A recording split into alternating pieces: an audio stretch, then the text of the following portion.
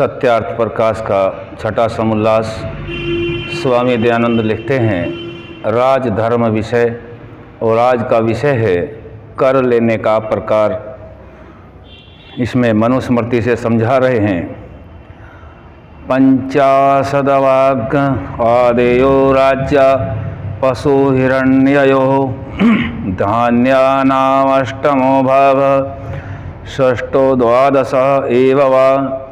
जो व्यापार करने वाले व शिल्पी को स्वर्ण चांदी का जितना लाभ हो उसमें से 50वां भाग चावल आदि अन्नों में छठा, 8वां व 12वां भाग लिया करे।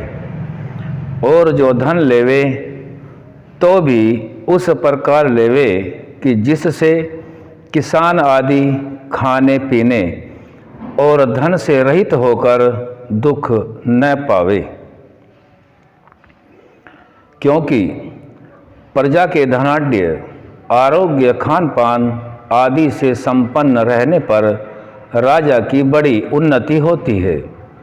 प्रजा को अपने संतान के सदृश सुख देवे और प्रजा अपने पिता सदृश राजा और राजपुरुषों को जाने।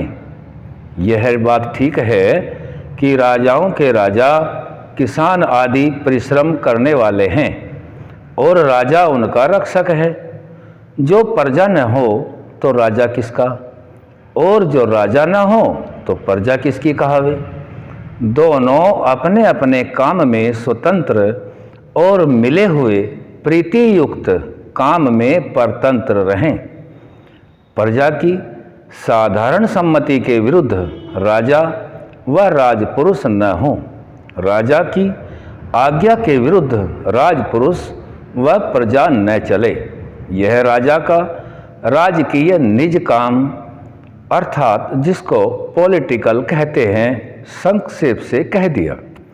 अब जो विशेष देखना चाहें वह चारों वेद, मनुस्मृति, शुक्र नीति, महाभारत आदि में देखकर निश्चय करें।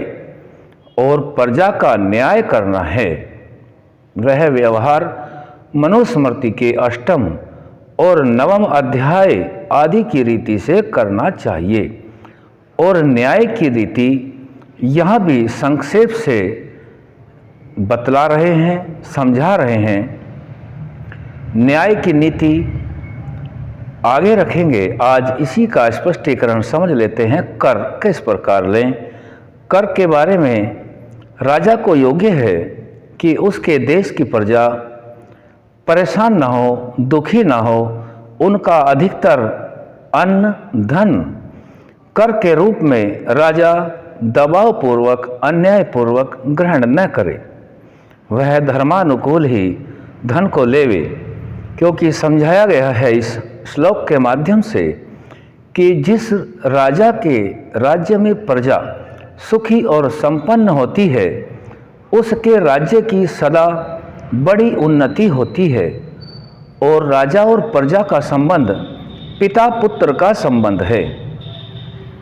पिता के समान राजा को माने और राजा भी प्रजा को अपने पुत्रवत समझे।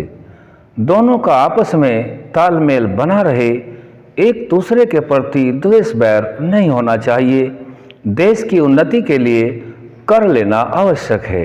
मनुस्मृति में एक विशेष बात बता दी गई है कि व्यापार करने वाले व शिल्पी को सोने आदि का जितना लाभ हो, जितना भी लाभ होता है उस लाभ में से 50वां भाग और चावल आदि अन्नों में से छठा भाग ले सकते हैं, 8वां ले सकते हैं, 12वां भाग लिया जाता है।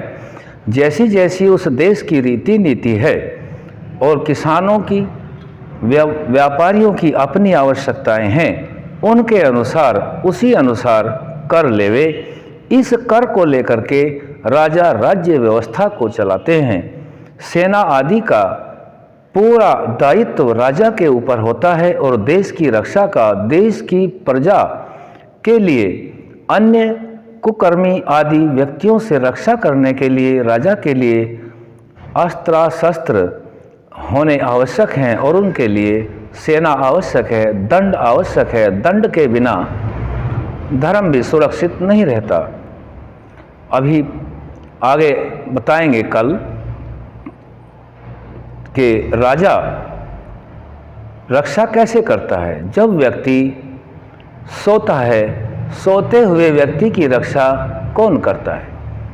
मनुस्मृति से ऋषि दयानंद जी समझाते हैं, राजा की दंड व्यवस्था ही सोते हुए व्यक्तियों की रक्षा करती है और वह रक्षा बिना कर लिए नहीं हो सकती।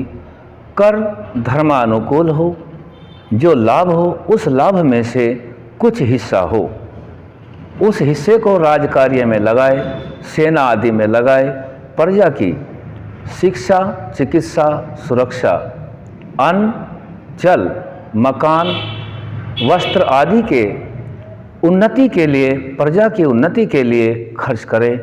मुख्य विषय शिक्षा का है। शिक्षा का उचित प्रबंध करना, सुरक्षा का उचित प्रबंध करना और चिकित्सा का उचित प्रबंध रखना राजा का दायित्व है। राजा का कर्तव्य है प्रजा को सुखी देखना, प्रजा के दुखों का निवारण करना, उनसे कर लेकर ठीक ठीक शासन चलाना, अर्थात नियमावली बना करके प्रजा को सही दिशा में लेकर के देश की उन्नति करना। यही प्रजा का भी दायित्व है कि राजा की जितनी भी धर्मानुकूल रीतियाँ नीतियाँ हैं, उन सभी रीतियों नीतियों को पिता के तुल्य मान करके उनका पालन करना। इससे सदा राजा, राज्य और प्रजा की बढ़ती होती है। यह संक्षेप से ऋषि दयानंद जी ने सत्यार्थ प्रकाश के छठा समुल्लास में मनुस्मृति के श्लोक से समझा दिया है। आज यहीं तक रखेंगे। आगे का विषय कल लिया जाएगा न्याय व्यवस्था के विषय में। ओम शम।